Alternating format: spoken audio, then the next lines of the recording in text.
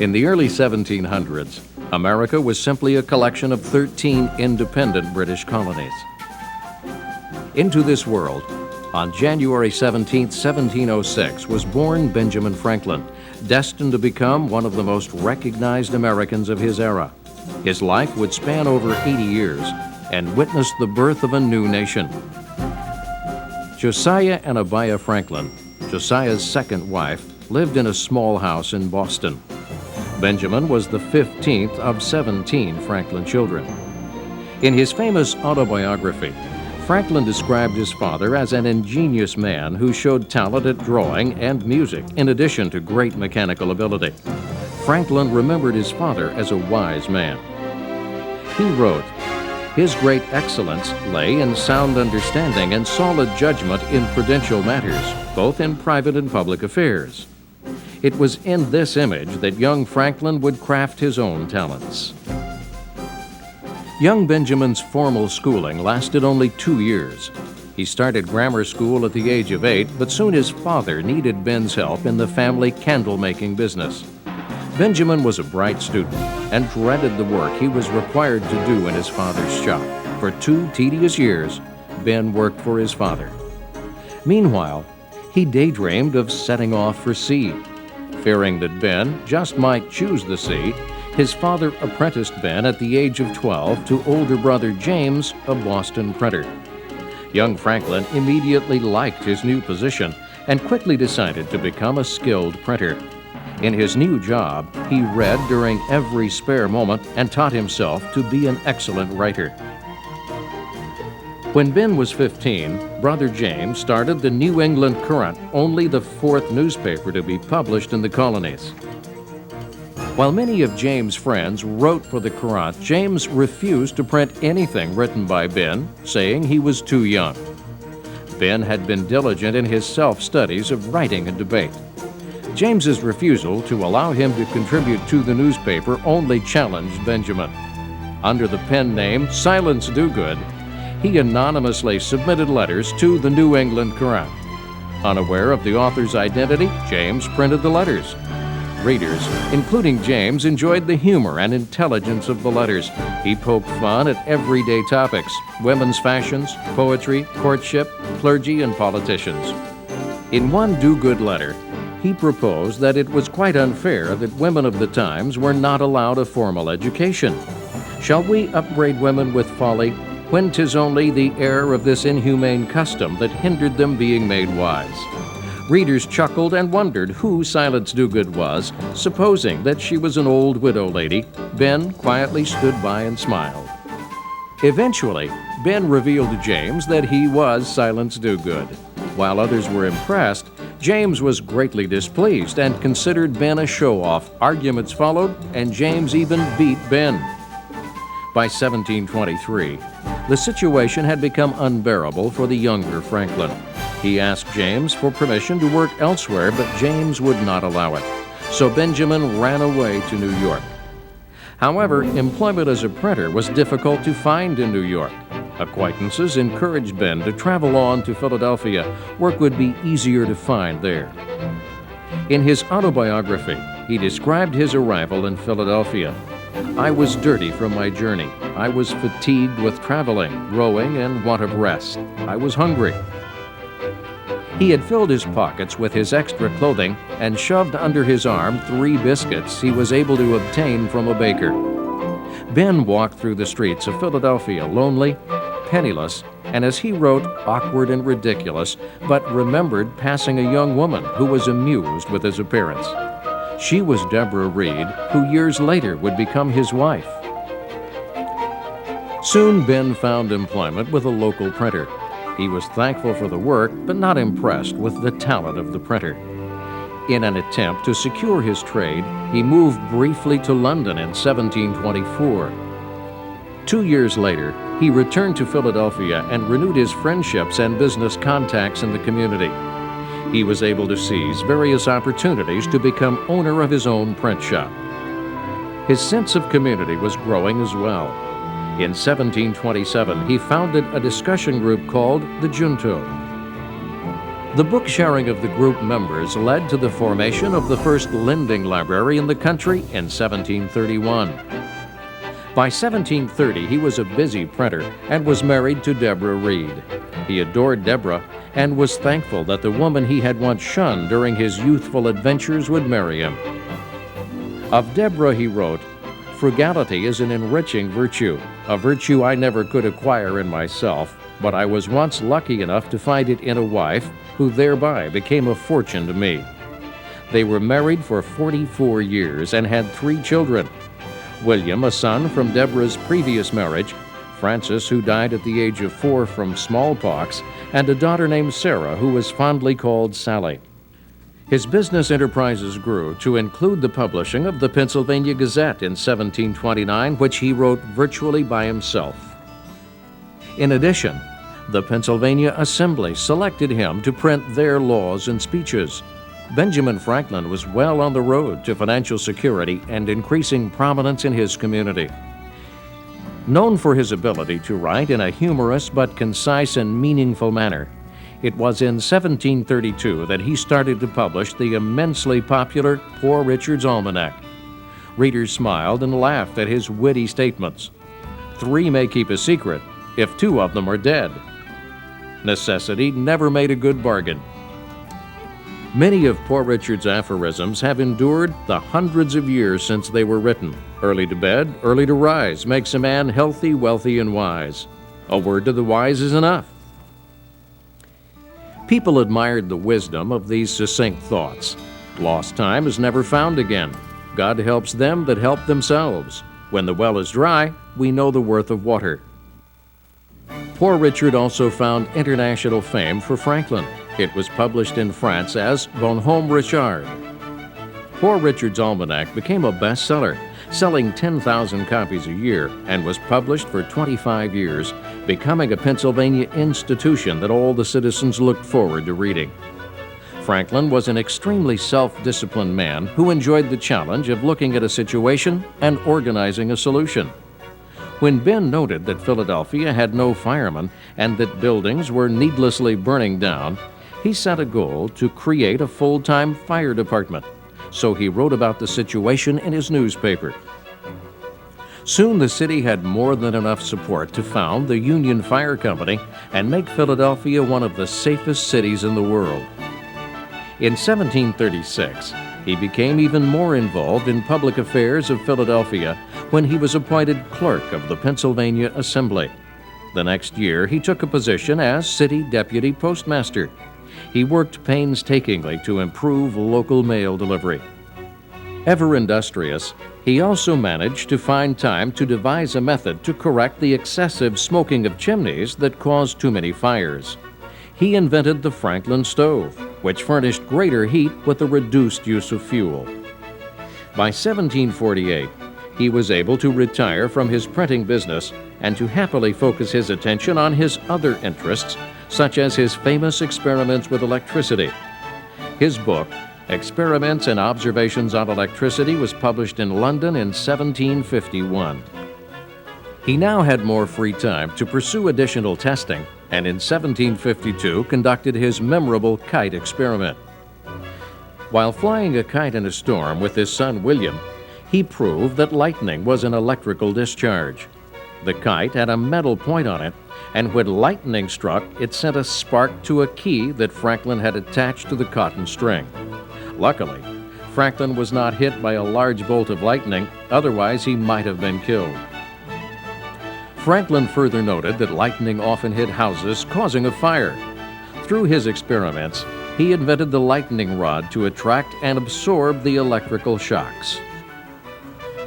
He also spent time studying the cause of many aspects of nature and its laws: the aurora borealis, whirlwinds and thunderstorms, the direction of rivers and tides, magnetism, and the theory of earthquakes. The world embraced Benjamin Franklin as a first-class scientist and inventor, but he also was becoming an important public servant. By 1751, he had been instrumental in the formation of an academy that eventually became the University of Pennsylvania. In 1753, he was promoted to deputy postmaster of all the colonies. With his attention, the Postal Department increased efficiency and profitability. Mail and newspapers began to move between the colonies faster than ever before. Suddenly, the colonists were better informed about each other's issues and lives. In 1754, Franklin returned to political life. He was in favor of a colonial union against the French and the Indians, and had even published a cartoon in his Pennsylvania Gazette to demonstrate his opinion: join or die. In his autobiography he wrote, in 1754, war with France being again apprehended, a Congress of Commissioners from different colonies was to be assembled at Albany. In reaction to the French and Indian Wars, British officials called this meeting named the Albany Congress. Franklin and other representatives met in Albany to discuss relations with the Iroquois Indians. Franklin believed that cooperation between the colonies was critical and used the meeting to present a plan for a colonial union. His so-called Albany Plan outlined a council with representatives and a leader to be appointed by the King of England. It was a bold move, but failed to gain overwhelming support. Franklin was clearly a forward-thinking figure. Unprecedented cooperation between the colonies was becoming evident as a result of the French and Indian War. Beginning in 1757, Franklin served as a diplomat to England. His stay lasted 5 years, during which he had leisure time to pursue his experiments and to travel. He returned to America from 1762 to 1764. In 1765, he was elected to return to England to petition for a new colonial government. The sentiment of the time did not involve a desire for American independence. In fact, Franklin would remain loyal to England almost up to the day before the American Revolution began. Once in London, however, his focus became the Stamp Act, a revenue law passed by British Parliament. Hastened by the British need to pay for the French and Indian War, the Stamp Act was imposed upon the colonies with little regard for their cooperation. The Stamp Act taxed newspapers, pamphlets, legal documents, and other papers issued in the colonies. Consequently, its passing was met with great indignation. In protest, Americans refused to buy British-made goods. The British Parliament summoned Franklin, who vigorously defended the colonies. He must have been persuasive. Shortly thereafter, the Stamp Act was repealed. Franklin remained in England for nearly 9 years and extended his travel into France. This was a period of time that American and British discord continued to simmer. By 1773, resistance to British taxation and influence had heated up in Boston and resulted in the famous Boston Tea Party. Wanting to save its own tea company, the British had not taxed its own imported tea. In protest of this unequal taxation, a group of colonists disguised themselves as Native Americans and boarded the British company's boat in the Boston harbor and threw the tea into the water. Though the British House of Commons tried, they could not isolate Boston from the rest of America. Citizens throughout all the colonies knew what was at stake, though few people were willing to advocate independence from England. As Franklin observed, the Parliament has no right to make any law whatever binding on the colonies. He accepted the king, but not the Lords and Parliament as the colony's leader. However, the British were not inclined to accept this compromise. Rule of colonial America was to include both the king and Parliament. In January 1774, Franklin was still hopeful until he was summoned to a chamber in Parliament and subjected to a one-sided berating by the British Solicitor General in front of many onlookers. Franklin remained silent the entire time as he was verbally attacked. Afterwards, Franklin did continue private meetings with sympathetic Englishmen, but the American terms that he insisted upon were considered too rigid to gain full acceptance. In early 1775, news of Deborah Franklin's death arrived. Without hope of a negotiated end to the differences in England, Franklin returned home to America. By the spring, the first volleys of revolutionary confrontation were hurled in skirmishes in Lexington and Concord. Franklin quickly became involved in the activities of the Continental Congress a gathering of leaders from all the colonies. At age 69, Franklin was the oldest member of the Congress. He also was appointed the Postmaster General from 1775 to 1776. Additional committee work kept him busy dealing with Indian affairs, engraving and printing continental money, and seeking treaties to protect American commerce. Though portrayed as the calm elder statesman, Franklin was fervently active in encouraging a spirit of independence in America. He was greatly disappointed when his son William, now governor of New Jersey, chose not to join him against the British. William remained loyal to England. The split between father and son was never fully mended even after the Revolutionary War. The events of the times proceeded with a great sense of urgency. In 1776, the Continental Congress appointed a committee to draft an official Declaration of Independence. The essence of the Declaration was written by a young Virginia lawyer named Thomas Jefferson, with the involvement of committee members John Adams, Roger Sherman, Robert Livingston, and of course, Benjamin Franklin. With the signing of the Declaration of Independence, America had placed itself on a precarious threshold and challenged the most formidable adversary in the world at the time. Folklore has it that one of the signers, John Hancock, commented to the others, "We must be unanimous, we must hang together," to which Franklin added, "Gentlemen, we must now all hang together, or we shall most assuredly hang separately." Whether a true story or not, Franklin did believe in the work they had accomplished. He then traveled to Paris with two other Americans, Arthur Lee and Silas Deane, as commissioners for the sole purpose of obtaining French support for the American Revolution. The French were enthusiastic about the revolution, but at first advised Franklin to be patient. In response, Franklin cleverly hinted to the French that the Americans might be willing to accept a British peace initiative. Of course, he knew that if the French wanted to truly embarrass their English rival, then they needed to do what the British refused to do, formally acknowledge the independence of the United States. Franklin's strategy worked. On February 6, 1778, the French officially recognized the United States. The Treaty of Alliance with France was signed. In addition, France also surrendered its claim to all French territories formerly owned by Great Britain east of the Mississippi River. The endorsement of France was just what the American Revolution needed. Franklin was appointed minister to France, where he was quite popular. Always with an eye for women, in 1780 he proposed marriage to Madame Helvetius, a prominent woman of French society, but was rejected. About the same time, he submitted his resignation to Congress, but this too was rejected, and Congress appointed him to a peace commission. On October 19, 1781, the British surrendered at Yorktown, Virginia, and Franklin, John Adams, and John Jay negotiated a peace treaty with England. Finally, on September 3, 1783, the final peace treaty was signed. The energetic Franklin found time to invent bifocal lenses.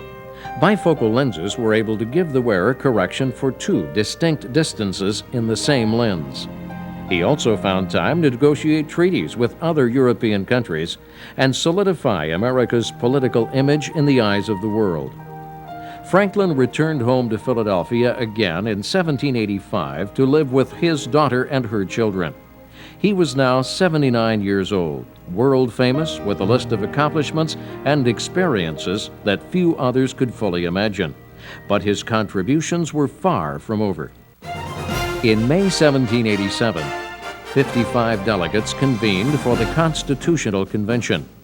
Those in attendance were generally united in the belief that a stronger national government was important to the success of the United States. The gathering included such illustrious leaders as George Washington, James Madison, George Mason, Alexander Hamilton, and Benjamin Franklin. The meeting proceeded in complete secrecy and began to shape the structure for America's new government.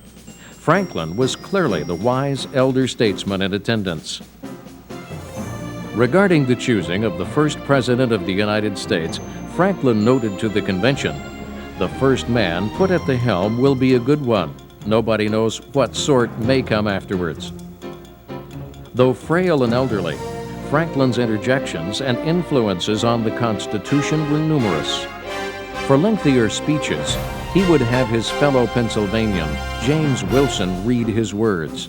Among his lengthier thoughts were those regarding the president's salary. Franklin felt that the chief executive should not be compensated at all, because to attach a salary to the position, as he put it, united two passions which have a powerful influence on the affairs of men. These are ambition and avarice, the love of power and the love of money. Place before the eyes of men a post of honor that shall be at the same time a place of profit, and they will move heaven and earth to obtain it. Finally, on September 17, 1787, after a summer of debates, meetings, and compromises, the United States Constitution was completed. As he watched the delegates come forward to sign the Constitution, Franklin commented about the sun carved on the back of George Washington's chair. He observed, "I have often in the course of the session looked at the sun behind the president without being able to tell whether it was rising or setting. But now, at length, I have the happiness to know that it is a rising and not a setting sun." Though not everyone was convinced that the Constitution was perfect, most accepted Franklin's assessment. He wrote a lengthy speech which was read to the others by James Wilson. "Mr. President, I confess that there are several parts of this Constitution which I do not approve, but I am not sure that I shall ever approve them. I doubt, too, whether any other convention we can obtain may be able to make a better Constitution. It therefore astonishes me, sir, to find this system approaching so near perfection as it does, and I think it will astonish our enemies. Thus I consent, sir, to this Constitution, because I expect no better, and because I am not sure it is not the best." With the signing of the Constitution, he retired from public life. His final public act was a memorandum to Congress urging the abolition of slavery, which he signed shortly before his death. As Franklin lay on his deathbed in 1790, his daughter tried to move his body into a more comfortable position, hoping to let him lie more easily. Even in the face of death, the Franklin wit was evident. "A dying man," he said to Sally, "can do nothing easy." He died at the age of 84, a very old age for the times. He left an immense legacy. An estimated 20,000 attended his funeral in Philadelphia. The House of Representatives wore badges of mourning for 1 month. In Paris, the French National Assembly wore mourning badges, and its president wrote to Congress, "The name Benjamin Franklin will be immortal in the records of freedom and philosophy, but it is more particularly dear to a country where, conducted by this sublime mission, this venerable man knew how very well, by the simplicity and sweetness of his manners, as by the purity of his principles, the extent of his knowledge, and the charms of his mind." In 1824, the Franklin Institute was founded in Philadelphia to honor Benjamin Franklin and advance the usefulness of his inventions. Over the years, through substantial donations, the Institute continues to thrive. The Institute also serves as a memorial to Franklin. It features a 20-foot-high marble statue of Ben and houses many of his original possessions. Yet one of the most significant memorials is the endurance that his autobiography has experienced. It originated as a letter to his son William in 1771. He wished to recall his life experiences and articulate his philosophies for his son. Posthumously, William later published it for all to read. Franklin's autobiography, though not the complete story of the man, has become one of the most well-read pieces of the era, a synopsis of the lifestyle of the times. In its pages, Franklin relates his upbringing in puritanical colonial America, his pursuit of a virtuous life, and his acceptance of material success, though he never sought a patent on any of his inventions and chose to emphasize the practicality of his devices. It continues to be read and studied for its thoughts and details of an important man in an important era. The fact that he lived so long is just part of the myth and romance of the man. John Adams, second President of the United States, has been described as having regarded Franklin with awe and then disgust. Franklin could anger him, but ultimately, he grudgingly came to admire the man. A man who was a printer and a newspaperman, a scientist and an inventor, a philosopher, a politician, and a diplomat. In almost prophetic wisdom, Franklin wrote his own epitaph at the age of 22. The body of Benjamin Franklin, printer, like the cover of an old book, its contents torn out and stripped of its lettering and gilding, lies here, food for worms, but the work shall not be lost, for it will, as he believed, appear once more in a new and more elegant edition, revised and corrected and amended by the author.